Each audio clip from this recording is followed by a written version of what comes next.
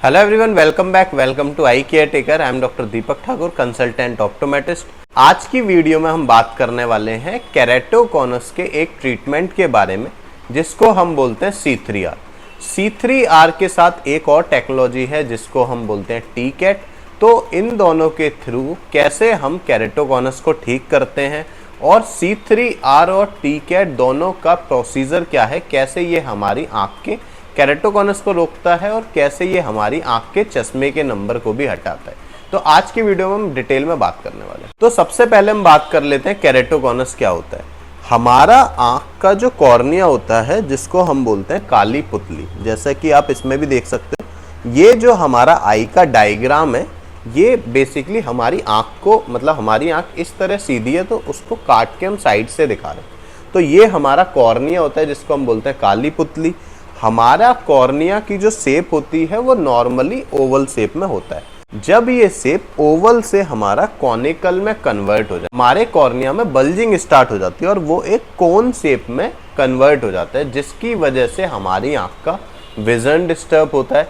हमारी आंख में हेलोज और ग्लेयर हमको दिखाई देते हैं।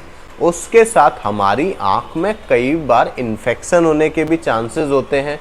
साथ में हमारी आंख के जो कॉर्निया होता है उसकी थिकनेस भी धीरे धीरे पतली होती जाती है।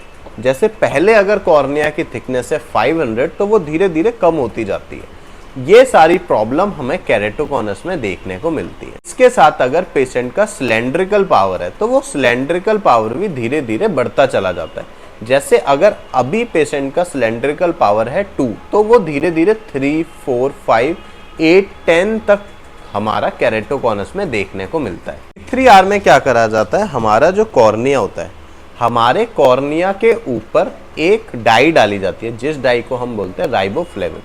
उस डाई को डालने के बाद फिर आधे घंटे का वेट करा जाता है और उसके बाद हमारी आंख में यूवी लाइट डाली जाती है। यूवी लाइट जब तक डाली जाती है जब तक वो डाई सूख ना जाए।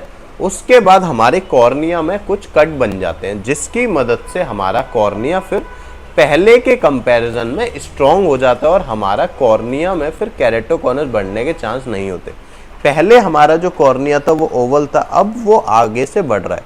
तो जब उसके ऊपर हम उसको हार्ड कर देंगे हमारे कॉर्निया को तो फिर वो आगे और ज़्यादा कोनिकल बनने के चांसेस उसके कम हो जाते हैं। तो ये होता है C3R ट्रीटमेंट। इसके साथ एक नई चीज होती है जिसको हम बोलते हैं TCAT। TCAT में बेसिकली क्या करा जाता है, हमारी आंख के चश्मे का जो नंबर होता है वो हटाने की कोशिश करी जाती है। अब जैसे कि मान लीजिए हमारा कॉर्निया है, हमारे कॉर्निया की शेप है ये, ठीक है। अब ये हमारी आई बॉल है पूरी। तो हमारे कॉर्निया पर क्या होता है, जब केरेटोकॉनस होता है तो एक बल्जिंग इस तरह से होता है। तो TCAT में हम क्या करते हैं, हम TCAT कोई चश्मा हटाने का प्रोसीजर नहीं है जिससे आपकी आंख का चश्मा हट जाए। TCAT में क्या किया जाता है, आपके कॉर्निया पे जो बल्जिंग हुई है बस उसको थोड़ा सा स्लोप देके उसको गोल किया जाता है और उसके साथ आपके चश्मे का नंबर जितना हटने के चांसेस होते हैं वो हट जाता है। जैसे मान लीजिए अब ये कोन है तो इसको TCAT में क्या करा जाएगा, इसको थोड़ा सा स्मूथ कर दिया जाएगा। ये जो कोन है इसको तो स्मूथ करने के बाद क्या होगा, आपका जो कोन की वजह से चश्मे का नंबर आ गया है वो नंबर आपका ठीक हो जाएगा और आपकी नज़र साफ हो जाएगी। बहुत सारे पेशेंट लेसिक और TCAT को कंबाइंड कर देते हैं, तो ये दोनों अलग अलग प्रोसीजर हैं। लेसिक के अंदर हम लोग आपकी आंख में फ्लैप बना के कॉर्निया के टिश्यू हटा के आपके चश्मे का नंबर हटाते हैं, पर TCAT कोई ऐसा प्रोसीजर नहीं है। TCAT में बस जो कॉन बना होता है उस कॉन को थोड़ा गोल कर दिया जाता है, उस कॉन को हटा दिया जाता है। TCAT जो प्रोसीजर है वो सारे पेशेंट के लिए अलाउड नहीं है।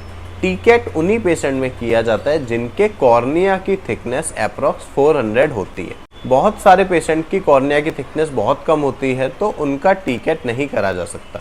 जैसे बहुत सारे पेशेंट होते हैं जिनका केरेटोकॉनस के अंदर 300, 350 तक भी कॉर्निया की थिकनेस होती है, तो उन पेशेंट में TCAT करना थोड़ा मुश्किल होता है, तो उन पेशेंट्स में TCAT नहीं करा जा सकता। इसके साथ हम लोग पेंटाकेम टेस्ट की रिपोर्ट देखने के बाद भी डिसाइड करते हैं कि किस पेशेंट का TCAT हो सकता है, किस पेशेंट का TCAT नहीं हो सकता। केरेटोकॉनस को ठीक करने के लिए और विजन इंप्रूव करने के लिए हमारे 2 तरह के कॉन्टैक्ट लेंसेज भी आते हैं।